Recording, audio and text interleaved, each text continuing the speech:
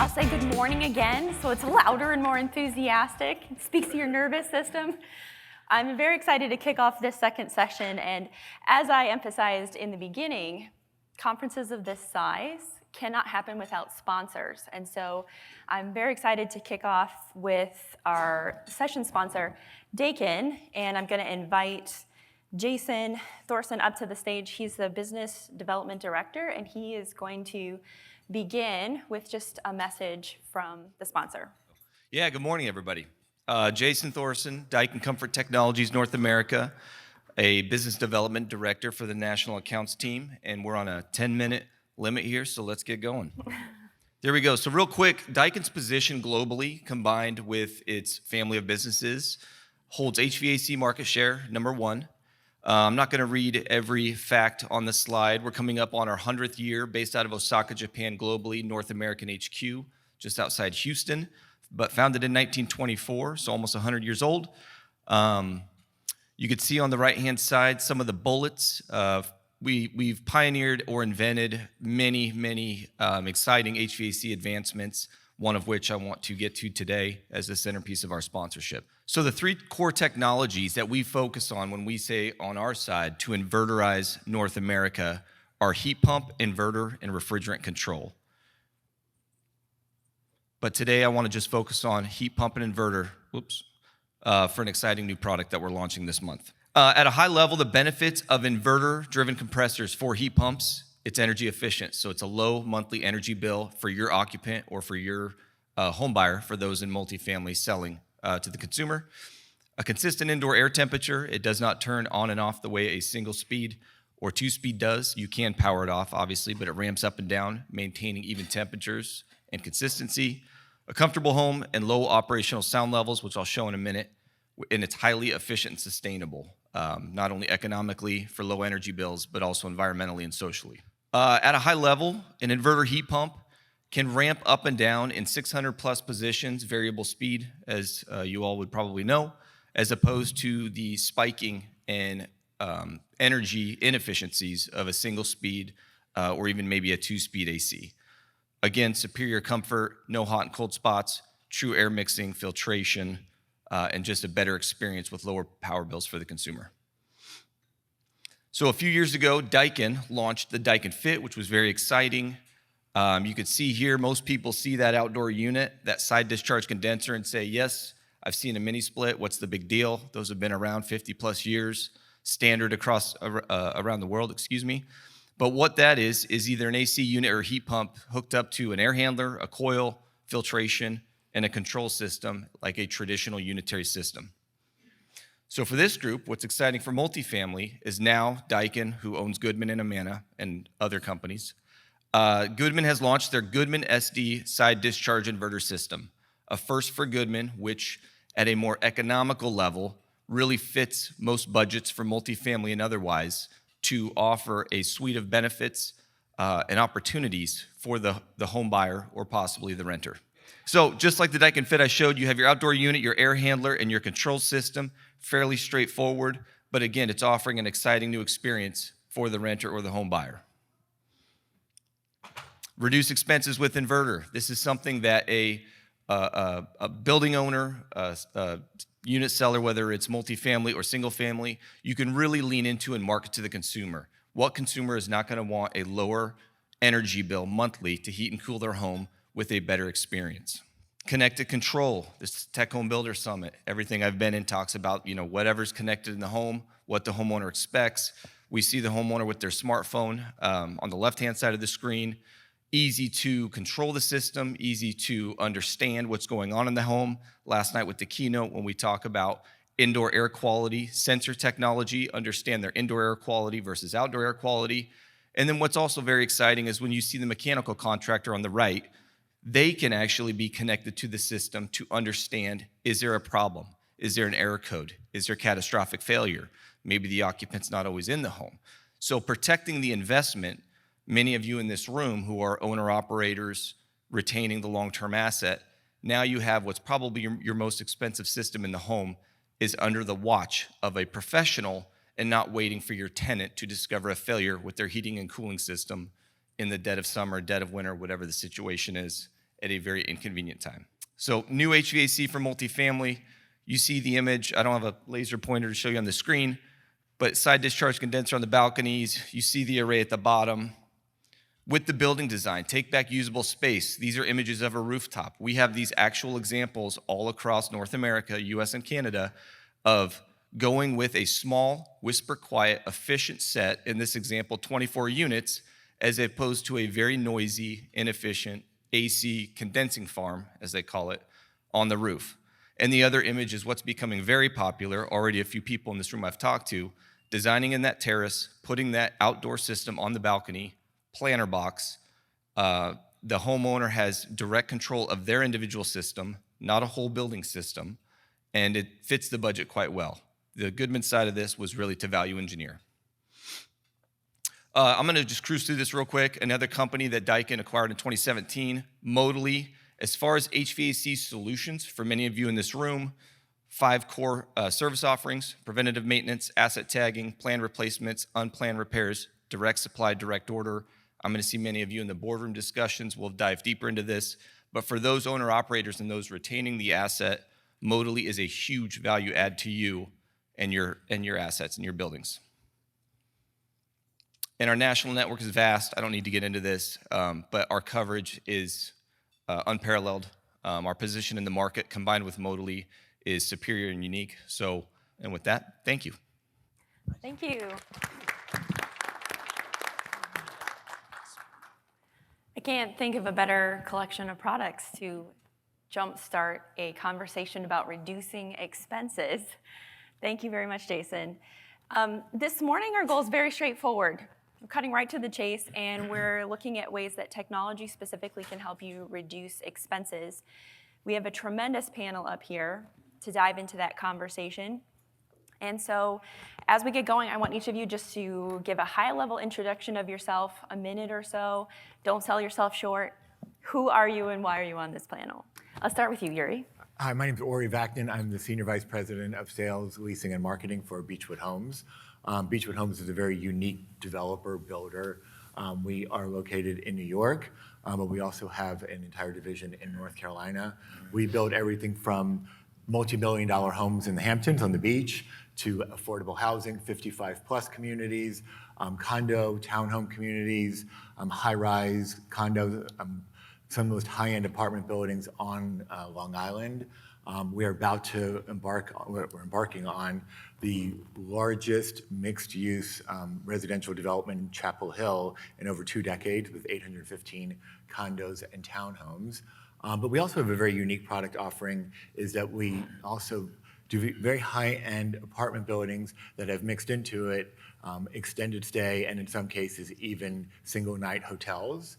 And then we're also doing a very cool historic renovation of a old historic hotel, adding a whole other building, adding condos. And so, it's very interesting to be on this panel because when we look at our tech strategy and our tech stack and our tech plan and all of that, it's complex because we do both for sale and for lease, and we have to figure out what makes the most sense for us as the owner/seller of these assets. Brent Corn, Director of Sales for a little-known startup called ADT. I say that with a little tongue-in-cheek. The multifamily division acts like a startup, but we have the backing of a 149-year-old company with 6,000 installers across the country and 300 branches across the country. So whenever you normally look at startups, you see a company that has an A or a B round of funding, and they're trying to figure out how to get along. Whereas we're very well funded, very well capitalized. We can do a lot of different things like zero down or security or all kinds of different automations. We just use the simple tagline that we make apartments smart, and that's what we do. I'm also really excited to be back here a week removed from our Texas Rangers winning the World Championship right across the street here, in which I got to go. It's a great life opportunity. If you've never seen your childhood team for the first time win a championship, it is an unbelievable feeling. So I'm super happy to be here. I feel like I'm living in Phoenix. I was here last week, I'm here this week, and I'm here next week. So I'm just gonna move to Phoenix. I love it here. Heck yeah, heck yeah. So Taylor Wiederkehr, founder and CEO of Innovative NOI. We are a third-party validation service that works with both vendors and owner-operators, but primarily we build software for dealers to better articulate their value proposition to the owner-operators that they're trying to sell to. So definitely by introducing that trusted intermediary with actual data instead of just kind of a high level of, hey, we can do this for you. Like, hey, that's great, but really, how does that actually make me money? That's what I want to know, and that's what all the owners in this room want to know. So ultimately, that's what we're here for, and yeah, that's what we've been doing now for about 7 years. So, sorry, I've been in multifamily for about 7 years, but it's what I've been doing personally, and what we've been doing for a company now for about 3. So, yeah, good times. Very nice. Hey everyone, I'm Chris Martin, Senior Account Executive for Point Central. Point Central is purpose-built for multifamily owners and operators. What we do is a smart technology platform. So we integrate with your property management software for move-ins, move-outs, work orders, and then we marry the hardware side of that with smart technology. So smart locks, smart thermostats, leak detection, all of that. Putting it all together for owners and operators in multifamily, single-family rentals, as well as build-to-rent. Excuse me. He gets a little choked up. Yeah. He loves it so much. Really near and dear It's to his heart. impactful. As you can see from the introductions, this is a wide range of perspectives from the industry, and so we're going to have them all weighing in today on how they're currently viewing operator expenses. Now we're kicking it off with Taylor. Taylor was jokingly called the intrepid explorer digging deep for NOI with his company, and I was like, well, if we asked AI what an intrepid explorer looking and digging deep for NOI would look like, it came up with this very uninspiring image, and this was the best one. So Taylor, the intrepid explorer, I'm going to start with you. What are we seeing in the market, and currently, how are you viewing expenses? Yeah, that's a great question. I really appreciate that. So I will say this is the first time I've seen this picture. I like it. It's very nice. So really in the market, what we're seeing from many owner-operators at this point is they're all digging in to understand where are they spending their money. In the past, it seems like most owners, because money was cheap, they were not as concerned about all of the nickel and dimes that occur on a day-to-day basis. And so really, of course, we'll dig into this a little bit more a little bit later, but essentially, as you can see here, this is one of our AI-generated reports and some of the things that we actually look at that are not related to just cash on cash. So owners really want to understand where is their electricity going, where is, from a risk perspective and flood damage and things like that, what are their actual capital risks associated with those very specific things. And so ultimately, every owner that has reached out to us really starts with an audit of understanding where exactly are they today, what exactly are they spending that money on, and really things like work order management. How could they implement a software solution that may save a significant amount of time of the administration behind ensuring residents get their work orders taken care of at a prompt time frame. So really just any sort of technology that reduces the burden on that on-site staff and really gives them more time so they can focus on the revenue and the leasing and less on the busy work. That seems to be what owners are really caring about right now. Great, Yuri, I'm going to toss it over to you from that. Well, he brings some very important things. I mean, so we're not a national company. We are owned by a father and son. I was actually brought to the company to elevate sort of sales and marketing and technology. And when I got there, everything was done by paper. Like leases were still signed by paper. And they still are in cases. And so one of the key things to do is whether you're using RealPage or Yardi or whatever system you're using, I know it sounds stupid, but make sure everything is online, that you are it's frictionless. Your renters can go directly online, lease the home that they want. And I can't even tell you how much time and effort that will save, especially in a city or a place like New York where everything is done with attorneys. You really try to minimize your cost on that. But then some other things that we're doing that are really cool are we're adding AI chatbots on your website, which sounds basic, but it saves so much time of people calling your sales or your leasing center, because the amount of time that our leasing agents waste with people asking the dumbest questions. One day I sat as the receptionist, because the receptionist didn't call in, and here I am as the senior vice president of the whole company being the receptionist, and a guy walks in and says, I need to get my dry cleaning ticket.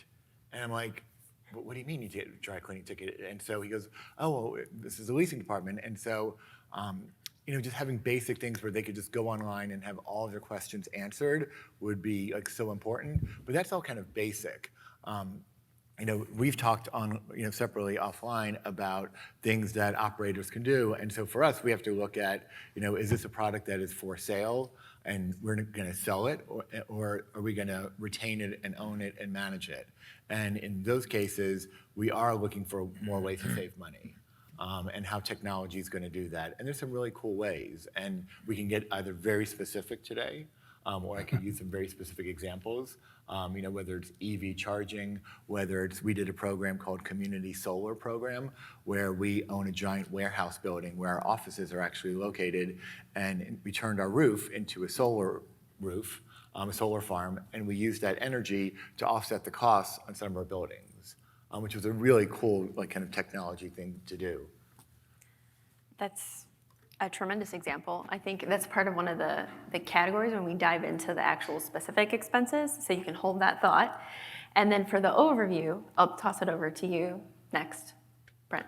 For the overview on Expenses, how are you looking at expenses right now? What's changing?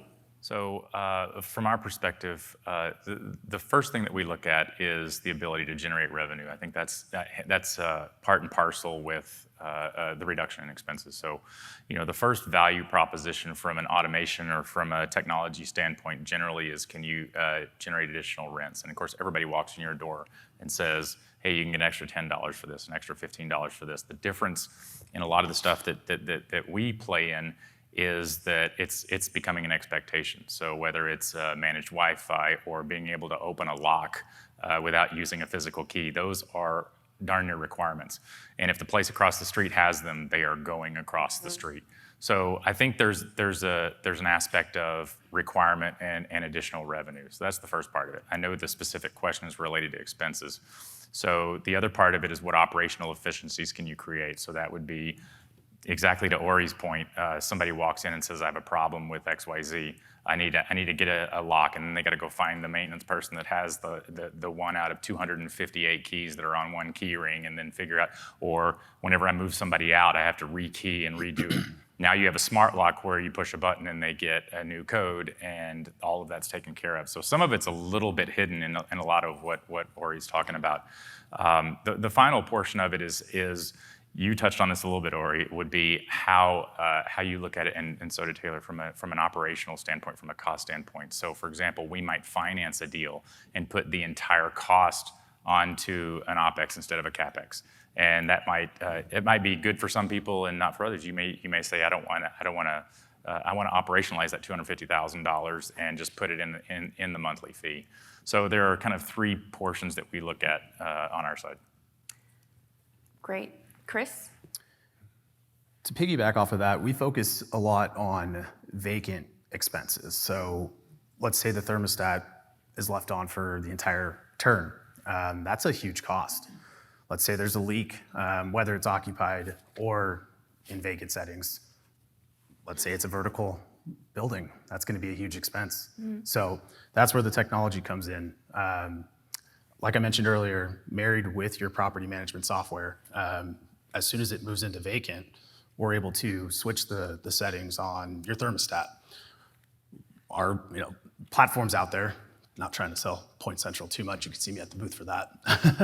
But there's platforms out there that can literally lock the thermostat or keep it in a certain range during vacancy. And then after hours, it can turn it off or raise it up or down. So, and then cutting keys. I'm sure you guys all deal with it. So there's a lot of labor savings by not having someone go back and forth just to grab keys out of the key track systems. There's another point that we can look into getting rid of on the property too. All good things. I think it's a good overview start, and then it helps us start to see it break down into numbers. So I'm going to go back to Taylor, because the slide we previewed earlier, I think, it's right off on that first category: maintenance, repairs, what you just mentioned, Chris, keys. Do you want to dive a little bit more into some of the specifics on how you can quickly see these expenses add up? Yeah, absolutely. So essentially during my time, so prior to founding this company, I was the head of Innovation at Alliance and then BH Management. So While I was at Alliance, I had access to their multi-million-dollar business intelligence department and outstanding staff. And so whenever we were trying to determine how really could this technology drive our value, we ran one of the largest pilots that even to date is still the largest pilot that's ever been run, which is we went to 7 different vendors and we picked 4,000 of our units and we deployed this was at a time back in 2017, 2018, where really SmartRent had just been founded. You know what I mean? Vivint was still in the space. Entrada had an offering. Yardi was trying to build an offering. Everybody very, very early saw the writing on the wall that this was coming, but there really wasn't an owner-operator that said, hey, we see this value. We want to actually understand it. And so I was the fortunate individual that was hired at Alliance primarily because of my entrepreneurial background. They wanted to create an innovation department and really dial in what exactly is their tech strategy. And so I give you that all as context to understand that when I ran this pilot, we went as granularly into the weeds as we could. We tested everything from what are the different device implementations, what are the different protocols, how are they responded to by residents from a retention perspective, satisfaction perspective. From an operational perspective, we measured how is the maintenance team driving efficiencies, how are the leasing staff driving efficiencies. And so through that, we identified there were 16 different opportunities where technology actually intersected with the pre-underwritten bucket of money that is established on an annual basis to ensure that asset can function properly. And so essentially by offsetting that pre-existing bucket of money that was sitting there to ensure this asset could operate, we were able to start chipping away at real expense savings. So we're not talking, I know it's hard not to hear it in vendors for me, but you may hear about a leak, you may hear about this, right? They're giving you hypotheticals, they're giving you abstract of what may happen. What we looked at is like looking at the insurance companies in a specific market. How often do floods occur in this specific market? What is the percentage based on the construction type, where it's built, and ultimately what type of asset it is that's going to really determine whether the insurance company is going to bill you significantly for something like flood potential damage or not bill you at all, right? So ultimately, we've integrated now with market data sources, with Dwellsy. So we have 13 million apartment homes in the US that we have data on in real time. We also have, of course, energy data from the US Bureau of Energy Statistics, as well as the US Bureau of Labor Services to determine how much people are being paid, what is the average time when people go to do certain things. And so when we're actually looking at the expenses and savings here, I think it's miscommunicated often that vendors are always trying to give you guys abstract, and so it feels very not genuine, I'd say. I feel like I was being sold all the time. And so ultimately, we've now got a tool that leverages all this data in real time to break out those 16 things into 3 primary buckets.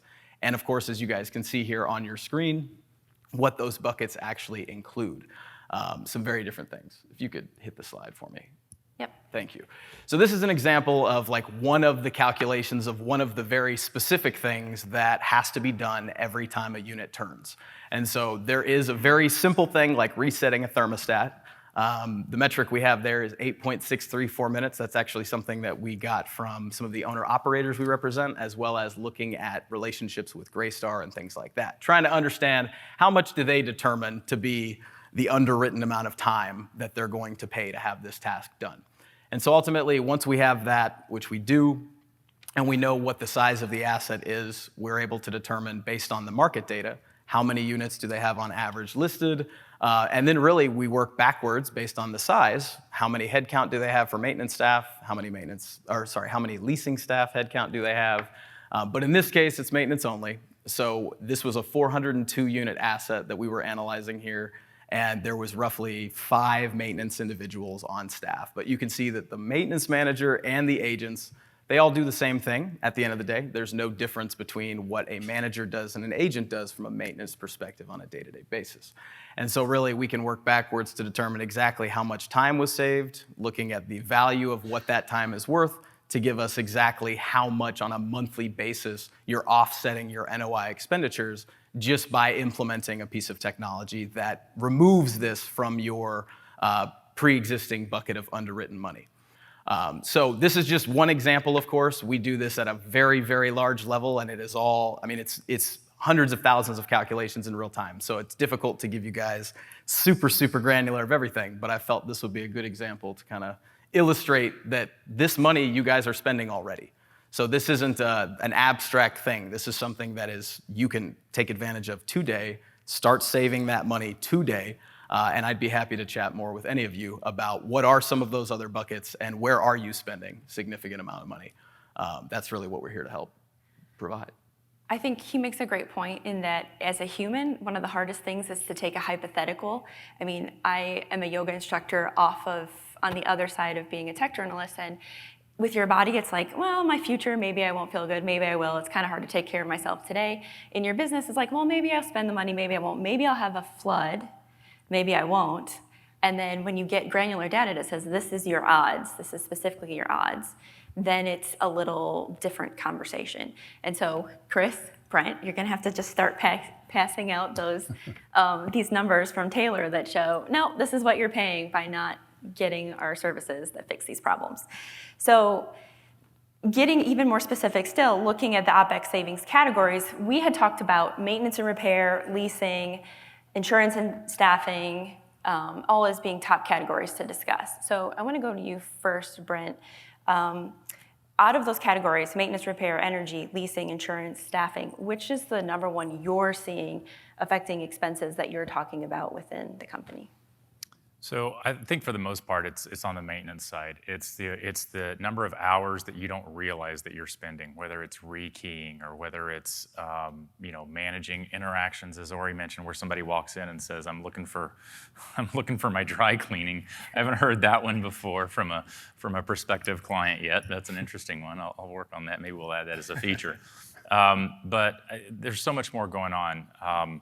The example was given earlier of a thermostat. So let's take a painter. You have a painter come in, and every one of you has gone into a hotel room and it's 68 degrees. Every one of you, or even lower. And you know exactly what happened. The staff came in, turned it down, cleaned, and walked out and left it on. That's happening at all of your properties on a consistent basis.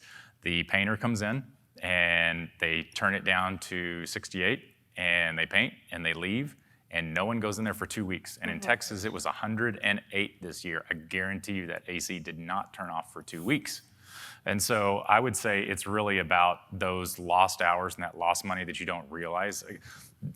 One of the core level things that we generally talk about a lot for our technology is that we house all that data essentially. And so how do we make that meaningful so that Taylor can associate a dollar amount to it or whatever that may be? We try to use specific examples like I just talked about. So I can't quantify really how much did I save you, but I can tell you about that scenario from a thermostat perspective and you all nod your head and go, yeah, that's absolutely happened to me.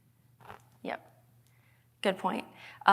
Still breaking down those categories, I want to circle back around to what you had mentioned about the solar, because energy is obviously a massive category. So definitely dive more into that. Well, I'm going to dive into something which is a major issue, and it's going to be a major issue for every builder in America, is electric vehicles and electric vehicle charging. Yeah. Because we are not prepared infrastructure-wise for it at all in America. And most builders are caught off guard, especially when you go into specific markets, because we've talked about this, is like in Chapel Hill, which is where we're building this 815 home development, which is going to be a mixture of rental, for-sale townhomes and for-sale condos with an affordable component mixed all around with both for-sale and rental affordables. But we're required to have almost one electric vehicle charging station per home. And so how do you achieve that, and who pays for it, and what system do you use? And so talking about reducing expenses, and I have a long history of dealing with electric car charging, because but my last iteration was in Las Vegas with a portfolio of 1,300 condos that were built pre-recession. No one thought about EV, and then in order to make them, marketable to Californians moving in, we had to put in EV car charging stations. And the stations aren't what's expensive, it's the actual pulling of the electricity. Yeah. And so in property in South Creek, what we're looking at, and we haven't decided yet, this is still something where we need to hire someone like you to tell us what really makes sense, is on the rental side, is we're probably gonna put a car charging station where you use your credit card, and it's also, you have to look at how many not to get too granular or geeky about this, is the kilowatts per hour at that time of day that people charge, and what are you then going to pass on to the consumer? Give you an example in Long Island, it's 12 cents per kilowatt per hour during the day, and so in some places, in one of our buildings, we were charging 35 cents. Another building was charging 40 cents. No one was charging at a charging stations, because that's highway robbery. You might as well go to a Tesla supercharging station.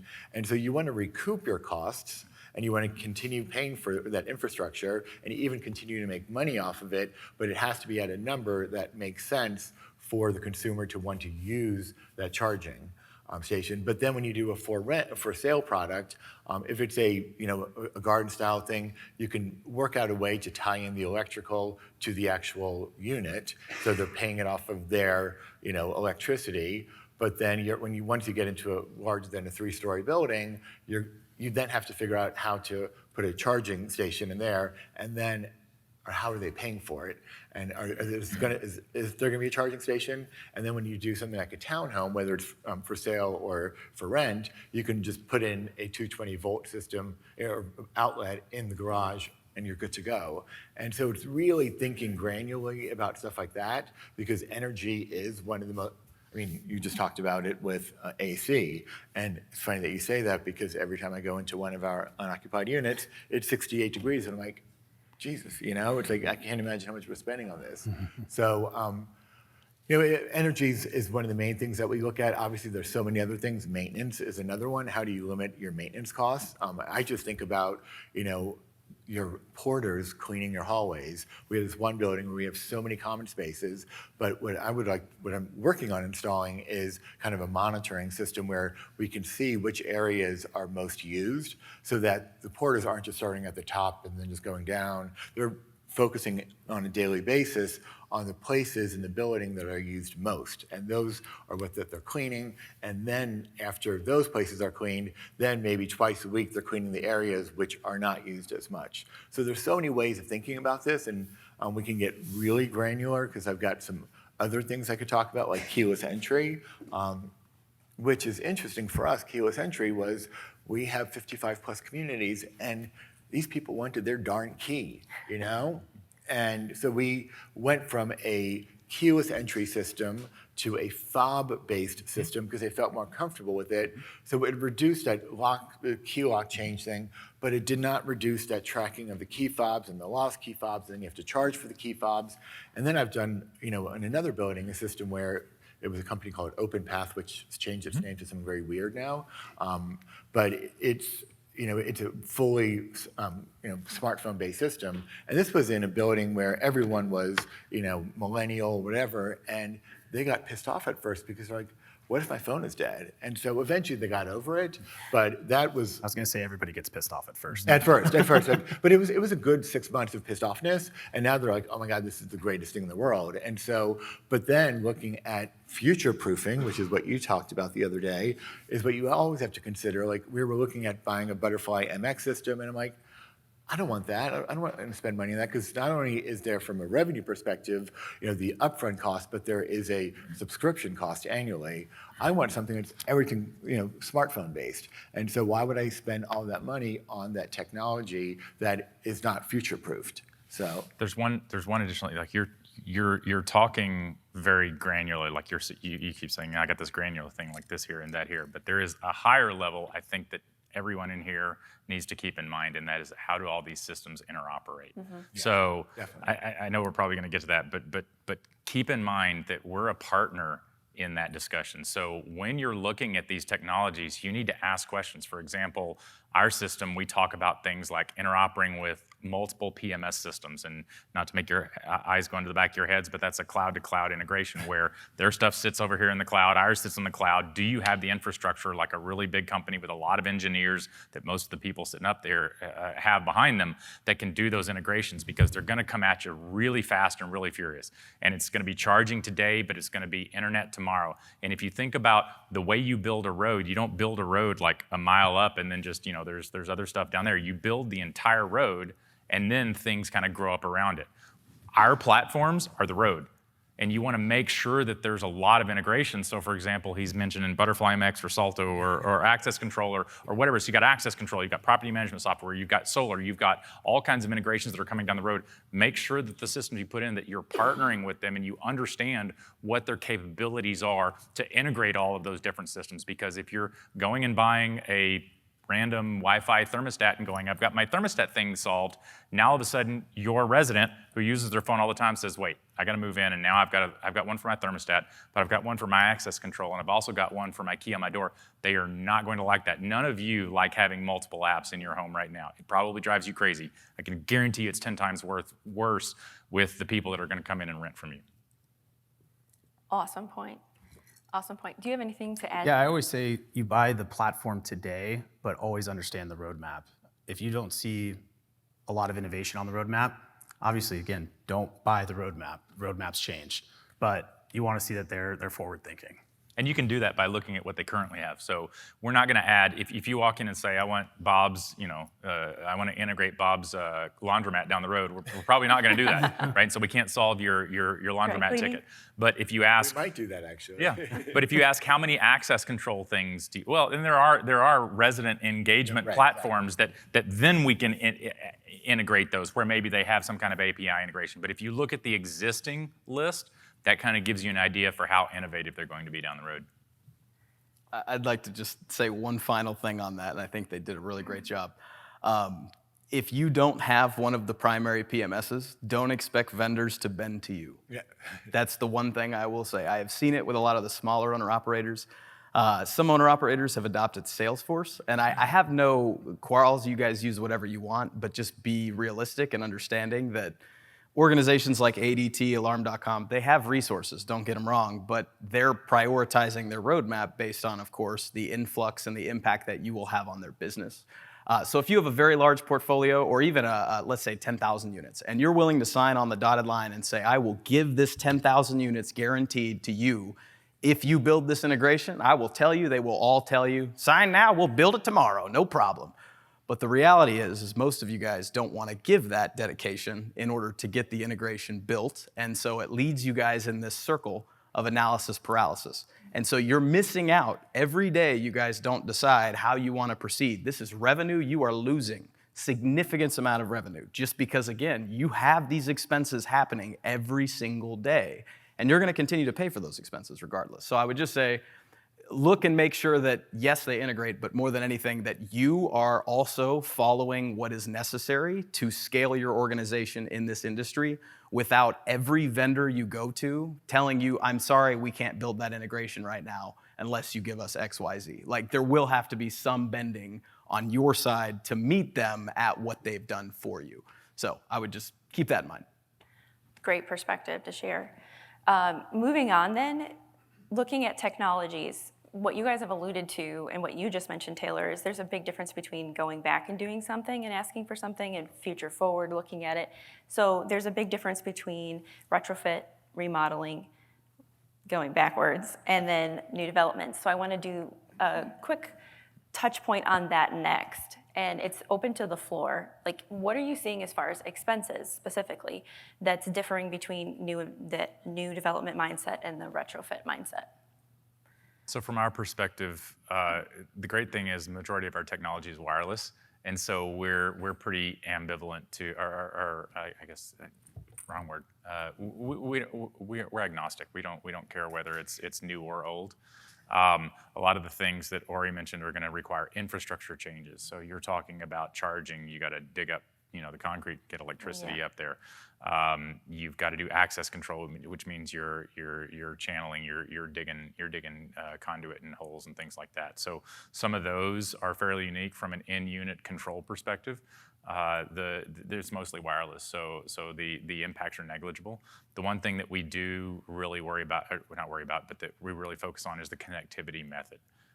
So if you think about it from the perspective of, if you have a managed Wi-Fi solution, we're golden. That's one of the best things you can do for your properties, because you have always-on connectivity.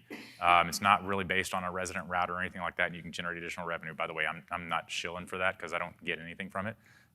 But it's great to have that platform. And a lot of managed Wi-Fi systems, they can create a separate pathway for all of your devices. So that means all the stuff that your back office runs on and all of our devices can all be on a separate path from the actual resident internet and connectivity. So pull off of that for a second. The fallback for us is cellular. And so as you can tell, there's a lot of upgrades going on right now. We've had towers going down. We've had other issues from a cellular perspective. So it's, we can do that as a primary. But you also have to take into consideration, your properties, they have different bar strengths no matter where you go. So I think connectivity makes a difference. So our preference would obviously be to be on a managed network. But I would say the connectivity standard that's in the property is a decision that you need to take into consideration as well. Great point. Chris? I agree with everything Brent just said right there. Reinforce it. I do think cellular is a little stronger than he's given it credit for. The antenna inside these hubs are much stronger than a traditional cell phone. But I would definitely walk the property or have somebody be walking the property to make sure your connectivity is strong. Which, if you're going with a solid company, they should be doing a self-walk, making sure that everything's going to work properly. Yeah, I think it's a regional question too, because I am originally from Illinois and then moved to California. In Illinois, it's cornfields, it's flat. Cell phone signal was never a thing on my radar for decades of my life. Got to California and there's so many hills and you're right up against the mountains, and I had to switch providers every time we moved to find a provider that would actually let me make a phone call in my house. So it's very regional as well. It also depends on the type of property. So a garden style is way better than a high-rise. And so high-rise cellular is very difficult. So my statement really is a conditional one. And that is really, it kind of depends on what's going on from a property perspective. Yep. You're dealing with both concepts, right? New development and going backwards. How are you approaching it? I mean, going backward is hard, I mean, just give you an example. It's like, and I think you touched on it briefly, is, I go back to EV charging because I think as builders, we should all be prepared for this, and no one is really understanding, how to retrofit a building, because the building wasn't built with enough electricity to begin with. Mm-hmm. And so you got to bring in all that electricity, and there's a major cost to that. But at the same time, your building has no value going forward if you don't have electric car charging stations. So you've got to weigh that out, figure out how to do it, and figure out how to pay for it. Because if you are, maintaining the property and owning it, retaining it, and you're going to be the owner-operator, you need to figure out how to make sure that that doesn't cost you money. But on the for sale side, or planning in the future for a rental property, it's a whole lot easier. Because obviously you plan for it, but for us, we have some properties that are coming up that it's going to be a high-end rental building mixed in with extended stays, mixed in with a high-end boutique hotel, all within the same building. And just hearing the past day and a half or day, all the different concepts that are out there, because a fob system is not going to work for the hotel, and that's what we're using currently at one of our properties, because you got to give that person the fob, and then you got to hope you get it back, because you don't always get it back. And so we need to look at different types of technology that are going to work across the board for all three of those types of users in that one building. There are also some granular things that you have to keep in mind. So for example, in a brownfield, you're going to have to get PTE. So now you've got 24 hours where you have to, notify the resident, then you're going to get in. Mm-hmm. Installation is going to take a little longer. Let's say you're doing a light switch, a thermostat, and a lock. You're going to be in somebody's home for 30 minutes, something like that. Whereas maybe the trades are doing it if it's a greenfield. And so you put the light switch in, you put the thermostat in, they still work manually. So we just show up afterwards and we connect everything before the resident even moves in. And then there's also the vacant versus occupied kind of conversation, which when I was talking about communication earlier, one of the advantages of having the cellular portion of it is that whether it's vacant or occupied, I mean, you lose a lot of the value proposition if you're not covered in a vacant unit. It gets cold and the pipes freeze and somebody left the thermostat off, or they went on vacation and the heater's been running nonstop, or the air conditioner's running nonstop, or whatever it is, you're losing a lot of opportunity, a lot of the advantages of the system if you don't cover your vacant units in addition to occupied. The other thing I want to bring up is on technology, whether it's for sale or rental, the cost of it up front, you have to think about, am I really going to recoup that? Mm-hmm. I want us to do fully home automated, home automation on the rental and on the for sale. On the for sale, you can, sell it as an upgrade, but on the rental, you've got to either do it or not do it. And is someone going to rent from me for more money than one down the street, which doesn't have that full home automation? And I don't know if those numbers are out there, that data. They are. It is, because you want to know that data, and every market is different. Like in Chapel Hill, there is a complete expectation that it's going to be fully automated, that you're going to have electric car charging, that you're going to have solar, you're going to have composting, you're going to have all these different things. But in other markets, like on Long Island, we're doing a property for it's a 62 plus community. There's not a bit of home automation, and you have a key, and and that's the expectation. And if we would have put that stuff in, we would not have gotten the extra, money for it. But we could offer it as an upgrade. So. And your decision changes based on your ownership. If you're going to buy and hold, if you're going to hold it for 5 years, Exactly. If you're looking for the expense, the ratio to improve, if you're looking to reduce expenses, all of those things come into consideration. And it's also who you plan to sell it to. If you're just going to do a lease up and then sell the building to, a Blackstone or whoever, they're going to have certain expectations of what your building has. They're going to want to make sure that it's fully automated, that it has the electric car charging stations, all that kind of stuff. I would say in the last 4 months, the conversation has changed to where we're holding the property for longer. Yeah. We're looking at ways to increase efficiency, reduce staff, or repurpose staff. So the new construction versus retrofit, there's a lot more retrofits out there, so possibilities. So I do see that as a higher amount coming through, but you do have more CapEx on the new development side too, so I see both sides. But longer term holds, looking for other ways to increase operational efficiency is definitely the conversation today. And there's another thing we haven't really touched on, human resources inside of a rental building. And during the whole pandemic, and I can't remember who I had this conversation with, people were talking about virtual concierges, and they felt more comfortable with that because there were less humans. But what we've seen is that the pendulum has swung the other way. People want, especially in our markets that we're in, are full-time concierge. They want to see a person, and that costs a lot of money. And how do you limit those costs and so forth? And so you've got to figure out with your human resources, what you can do to, maximize their time and efficiency and so forth. And so that's another issue we've come up with. And I'll go back to, within our leasing galleries, making sure that everything is fully automated, making sure that when, someone calls your building from the Google Business Profile, that they get to the right person immediately, and that you're not spending time transferring people or trying to find people. And that sounds like a minor thing, but I can't tell you how much time, because I spent those few days as a receptionist in the leasing gallery, how many times I had to find the concierge or the maintenance person or the property manager, and that is so just being on site, and Amy, who works with me, I was like, we need to create a new whole call system and with a different call flow, and it changed everything, not everything, but it made the time of our staff more efficient, and that is so key. And that we're talking about saving money. That's especially in a place like New York, where human resources are so expensive. And it's not a zero-sum game. I think you look at it and you say, okay, I need to have somebody there, and I'm going to go this one direction.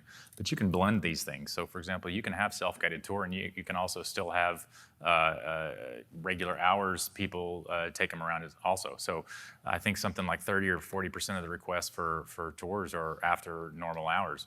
And so you're losing opportunities if you don't have a technology that allows them to come in and view it on their own time and be able to reset whenever they leave. But at the same time, there are also, that's me. I'm an introvert. I don't want to sit and talk to people. But my wife, if she goes to look at an apartment, she is not going and looking at it by herself. And so you can blend the two of those together. Well, and you also bring up a great point is, when people are looking online at your properties, it's not 10 to 5.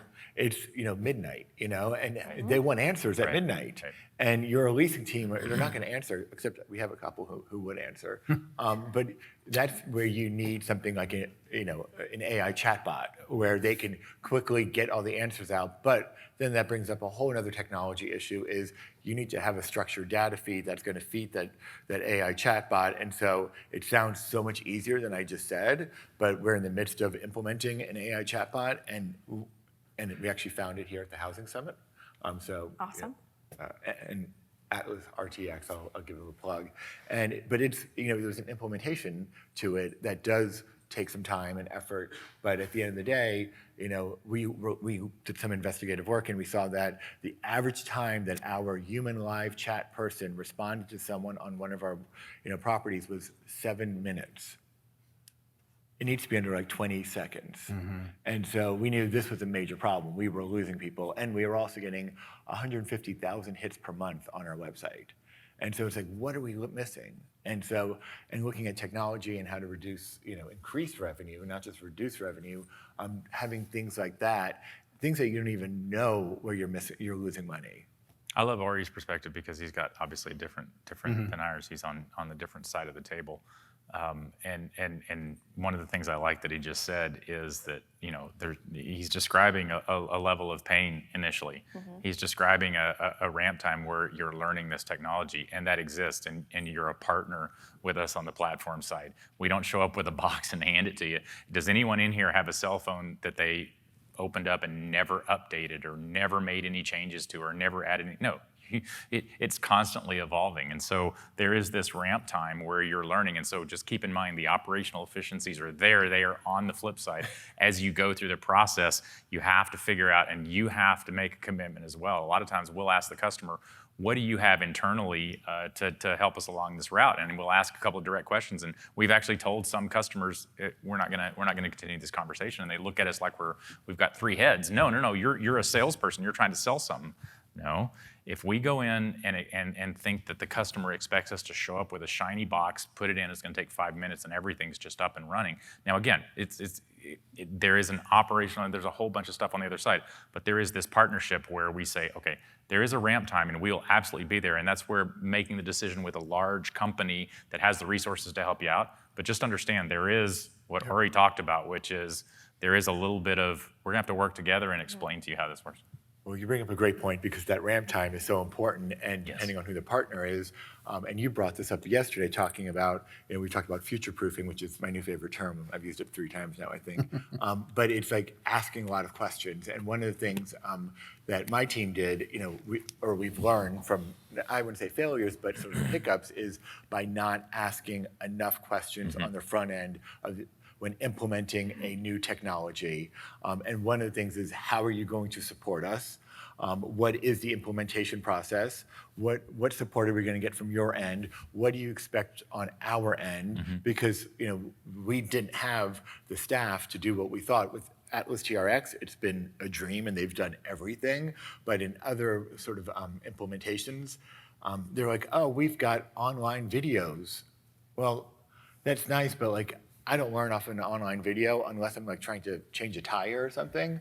But to implement an entire new software system, and then you have to explain to the owners of the company or whoever it might be why this technology is going to save you money in the long run, but the upfront expense of not just dollars and cents, but also of human resources, why it makes sense and what we're going to get out of it. And that's something that you're going to answer, hopefully, to the client. You're going to say, it may cost you, $50,000 in front end, but you're going to save over the next, 5 years, X amount of dollars, and more than pays for itself. Absolutely.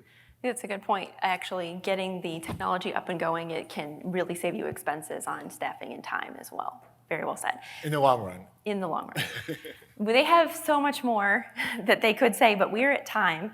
So I would encourage you to take advantage of the contact information up on the screen. If you have a question, because we didn't get to do any Q&A, if you have a question for these resources of information, you can email them and ask them that question. And on that note, I'm going to close it so we stay on time and say thank you once again to Dakin for sponsoring the session and starting us off with efficient expense-saving options to consider. Thank you very much.